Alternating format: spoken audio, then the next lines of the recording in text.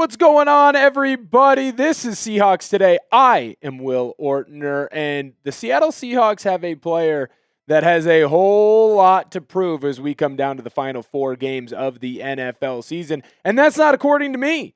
That's according to ESPN's Bill Barnwell on his list of players and coaches that need to improve or show improvement to help better themselves in the 2026 offseason. One Seahawks player made that list, and we're going to go through who that Seahawks player was and why they could improve, what improvements could they make, and how big of a deal could that be for that Seahawks player.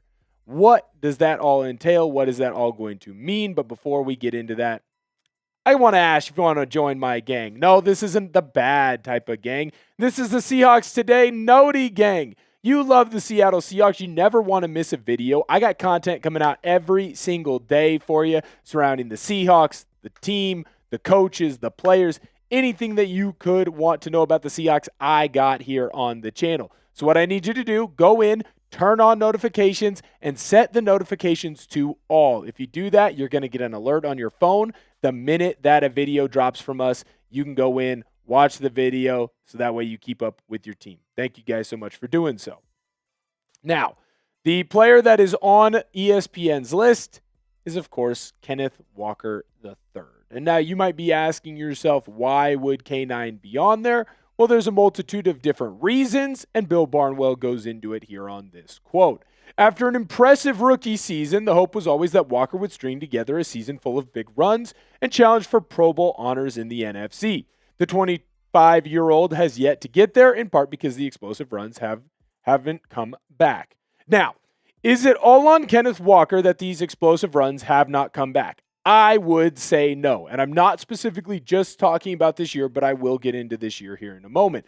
I am talking about the first couple of years 2 and 3, where Kenneth Walker was behind an offensive line that sucked. He had an offensive coordinator in Ryan Grubb that did not want to run the football and led to more of an air raid. So there is a reason why you might see some of his yardage numbers go back. Now, I will say on this year's offensive line, it is probably the best offensive line that the Seahawks have had in quite some time. Gray Zabel has come in and absolutely been flawless. Charles Cross and Abe Lucas have been really holding it down. Look, I have my complaints about Anthony Bradford. He isn't horrible in the run game. Pass pro, that's its own thing. In the run game, he's been pretty darn decent. And then between Olu Oluwatimi and Jalen Sundell, that center job has been pretty darn good. The Seahawks, yes, they started slow, but that run game has been improving game after game after game this season. It feels like the Seattle Seahawks are really building towards that rushing attack that Clint Kubiak wanted. And K9 has easily become the number 1 running back in that system. Now, Zach Charbonnet is still getting a decent amount of carries, but I do think that's part of the new age of the NFL. You have to have a Sonic and a Knuckles. Of course, I'm referring to David Montgomery, who's the Knuckles for the Lions, and then Sonic, who is Jahmyr Gibbs, who's more of the speedster. Charbonnet's more of your Knuckles. Kenneth Walker's more of your speedster. And you've seen as the season's gone on and games have gone on that the Seahawks are doing much better in that rushing attack. Now, I will ask you, though, that is my opinion, and opinions are like, well, you know the rest of the saying. The Seahawks rushing attack is improving each week. I want to know your opinion. I would say true in the comments down below. What would you say? True or false? Let me know. Back to Kenneth Walker.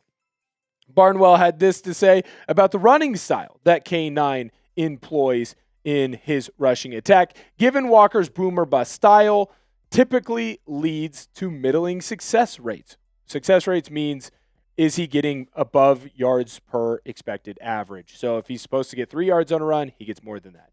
He needs those huge gains to make up for the runs that don't keep the offense on schedule. So essentially what Barnwell is saying is that Kenneth Walker doesn't have big explosive runs anymore like he used to. He runs very similar to Le'Veon Bell when Le'Veon Bell was in Pittsburgh. We saw that. It's much more smooth. It's patient. He's waiting for a hole to open up. And then once it does, he's like Cobra. He strikes it and attacks. Okay?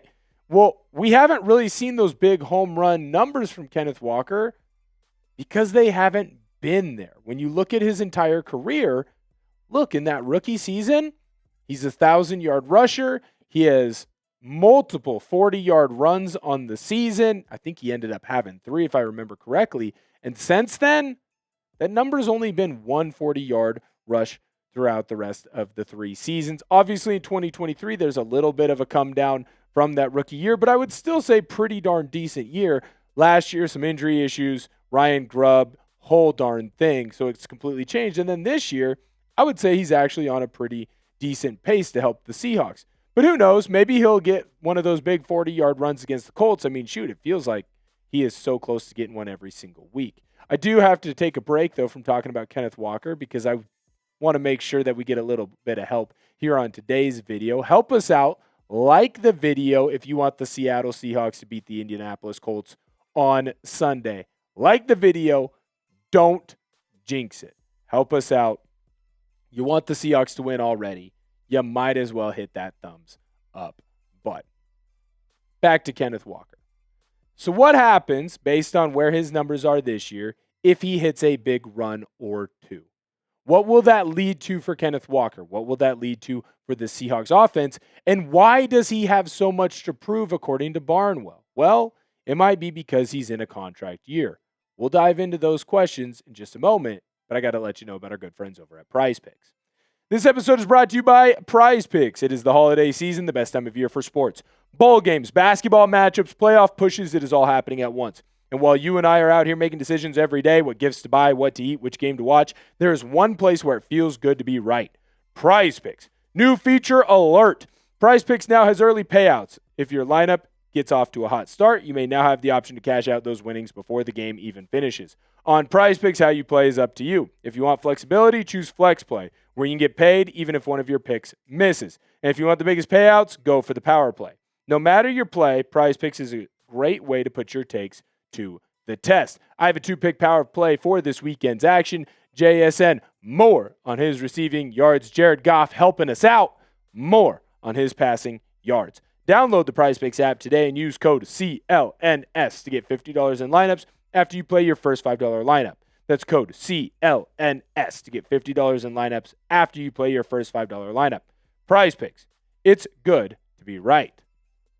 Now, I want to dive more into how this season has gone for Kenneth Walker because I showed you his career stats, but I didn't really get into the nitty-gritty of what it's been like for Walker so far in the 2025 season. Obviously, the Seahawks are running the football more. They're one of the top teams in the National Football League when it comes to carries. At the same time, though, Kenneth Walker is clearly splitting time with Zach Charbonnet. The number that I think is important to look at. Remember, Barnwell had a piece where he said, hey, Kenneth Walker, 4 40-yard plus runs in his rookie year. Since then, he's only had 1. This year, his longest run is of 31 yards. Will he be able to hit a couple more big ones? It feels like every single week, he's getting pretty darn close to that number. He just hasn't been able to capitalize. Now, based on my dumb math, shout out to Miss Kretz, he is on pace to still have a 1,000-yard year. Kenneth Walker still has a pretty good opportunity at having his career high for rushing yards in a single season. This is a big deal for a guy who is on the final year of his contract, and he plays a position where they're not getting paid that much right now. Running backs are not being well taken care of. So, it's of the utmost opportunity and utmost importance for Kenneth Walker to have a big Final Four games. I also think it's important for the Seahawks to have a big Final Four games because if they can get this rushing attack really humming, well, it might take away some of the issues and some of the complaints that you're seeing around the national football media on your quarterback at Sam Darnold, which I don't totally agree with, but that's for a different video. What do you think? How has Walker played this year in your eyes? Let me know down below in the comment section. Honestly, I've been fairly impressed. Remember, at the beginning of the year, I foolishly thought that Zach Charbonnet should have been the starter. Glad that I was a little bit wrong on that. Maybe you came into it thinking K9 was going to be a superstar. Maybe you thought he'd be this. Maybe you thought he'd be less. Let me know and give your reasoning, cite your sources, on Kenneth Walker's year down below in the comments.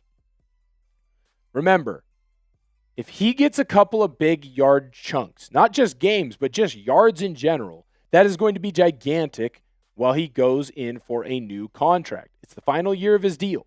So 1,000 yards looks a lot better than 900 yards when his agent is trying to get him a new deal. 1,100 looks better than 1,000. 1,200 looks even better. Barnwell had this to say on what K9's contract negotiations could go like. As a pending free agent, Walker is obviously hoping for a multi-year guarantee as opposed to something like the 1-year, $5.3 million deal that Najee Harris signed with the Chargers during the offseason. I hope we see some big runs because I want everyone to have success. I'm like Michael Scott. I don't want to have a compromise. I want to have a win-win-win situation. If Kenneth Walker has a bunch of big runs, that means the Seahawks are going to win more games. If the Seahawks win more games, Kenneth Walker is going to get more yards. If Kenneth Walker gets more yards, hey, guess what? Seahawks win more games. Maybe we win a Super Bowl, and then we are all fat and happy as Seahawk fans. Win, win, win. Kenneth Walker gets paid a nice contract at the end of the year. Is he going to make CMC money? No, not necessarily. But could he have a pretty good deal? Yeah, I think he could. So hopefully K9 continues to prove just what type of running back he is. Help us out. Join the family. Subscribe to the channel and turn on your notifications. Don't miss any Seahawks content that we have on the channel. It will keep you the most informed that you've ever been. That's my promise. I'm here to inform and entertain. That's the Chat Sports motto. So make sure that you subscribe and turn on those notifications. You'll never miss another Seahawks video. Thank you guys so much for tuning in. I'll catch you guys next time.